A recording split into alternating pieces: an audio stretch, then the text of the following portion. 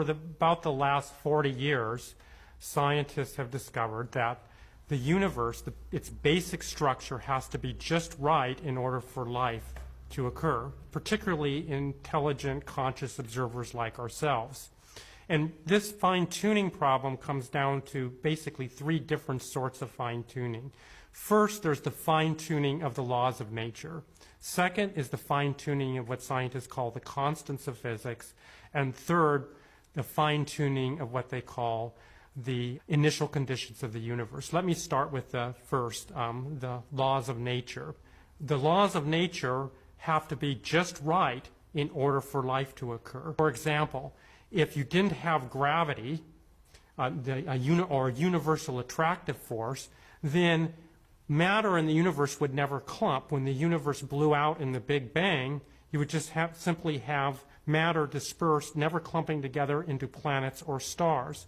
If you didn't have the strong nuclear force, the force that holds neutrons and protons together, then all protons would repel each other, and you could not get atoms with greater atomic number than hydrogen.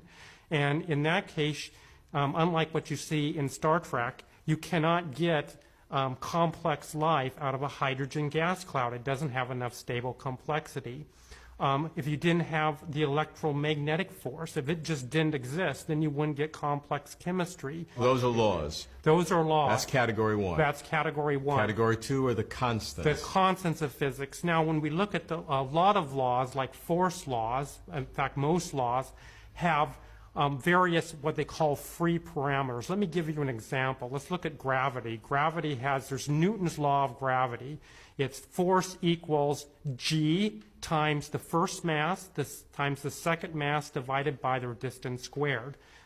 That G is a critical number. If I were to make it 1/2 of what it is right now, you would weigh 1/2 the amount. Then there's the cosmological constant, which controls the expansion of the universe. It opposes gravity. In the case of the cosmological constant, there's a natural expected range for it to occur in.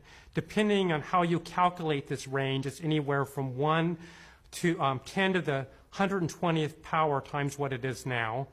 Which is a bigger number than every particle in the known universe. Right. So it's way, way larger than even that. So what you have to have, it has to be adjusted just right. The estimate is it has to be adjusted 1 part in 10 to the 120th power. Which is incalculable. Incalculable. Now, if you had a ruler stretched across the universe and you were talking about fine